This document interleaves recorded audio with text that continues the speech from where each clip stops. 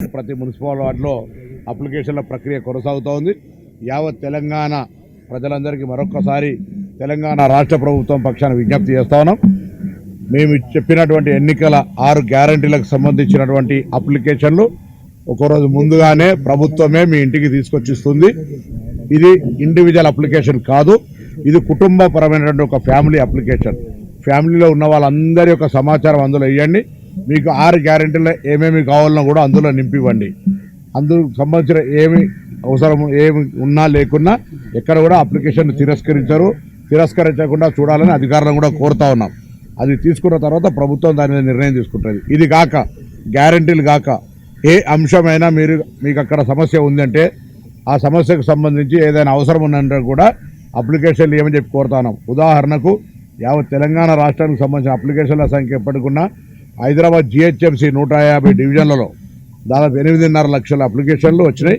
అదేవిధంగా వేరే కౌంటర్ వేరే పెట్టినామో అనేక సమస్యలకు అప్లికేషన్లు తీసుకుంటామని చెప్పినాం కదా, అది కూడా 1,50,000 అప్లికేషన్లు ఇక్కడికి వచ్చినాయి. ఈ యొక్క నాంపల్లి నియోజకవర్గంలో దాదాపు 34,000 అప్లికేషన్లు వచ్చినాయి. ఇది ఎలా కంటిన్యూ అయితే 6వ తారీఖు వరకు. సో అందరి అవకాశాన్ని వినియోగించుకొని దాంట్లో ఎక్కడ కూడా రాజకీయ నాయకులు పార్టీలు అనేకమైన మాటలు మాట్లాడతారు. దీనికి సంబంధించిన అమలు చేయడానికి ఇప్పటికే కాంగ్రెస్ పార్టీ ప్రభుత్వంగా రాగానే 48 గంటల్లో మహిళలకు ఉచిత బస్సు ఇచ్చినాం. ఆరోగ్యశ్రీకి సంబంధించి పెంచినాం. తప్పకుండా ఈ ప్రభుత్వం వాళ్ళు ఎందుకు భయపడుతున్నారంటే వాళ్ళకి తెలుసు ఖజానా ఖాళీ ఉంది అని. ఖజానా ఖాళీ చేసి అప్పుల రాష్ట్రం చేసిన కాబట్టి ఎట్లు ఇస్తారని అడుగుతా ఉన్నారు. అనేక సందర్భాల్లో వాళ్ళు అడుగుతా ఉన్నారంటే తెలంగాణ ప్రజలు అర్థం చేసుకోవాలి.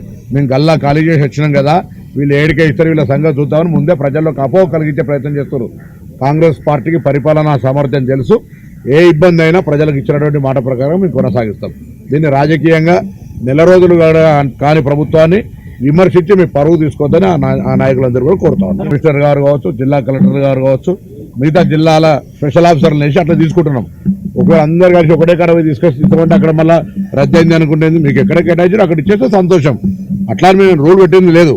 కానీ ఎక్కడ ఉన్నటువంటి వాళ్ళు ఏ నివాసంలో ఉన్న ఏరియాలో ఉన్న వాళ్ళు తీసుకుంటే అది అందరికీ ఆరోగ్యకరం, మంచిది. మీరే చెప్పాలి ప్రభుత్వంలో ఎంత అన్రెస్ట్ ఉంది, ఏ విధంగా సమస్యలు ఉన్నాయి. మాటలు గ్యారెంటీతో నడిచింది కదా, సరే ఇక్కడ జరగడానికి దానికి సంబంధించిన ఓటమి గెలుపులు ఎప్పుడు కూడా ఈ అంశాలకు లెక్కకు రాదు. ఎక్కడైతే ఓడిపోయారో అక్కడనే భవిష్యత్తులో అత్యధికంగా మెజార్టీ తెచ్చుకునే ప్రయత్నం చేస్తాం. ఈ ప్రభుత్వం చేసే పనికి ఎన్నికల ఫలితాలకు సంబంధం లేదు.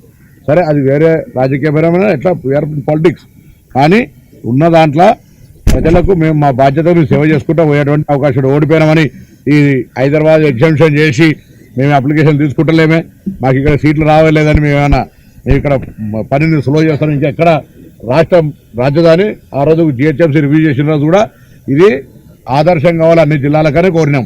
సో మాకు ఎక్కడ కూడా పొలిటికల్కి సంబంధించిన ఇష్యూస్ రాదు.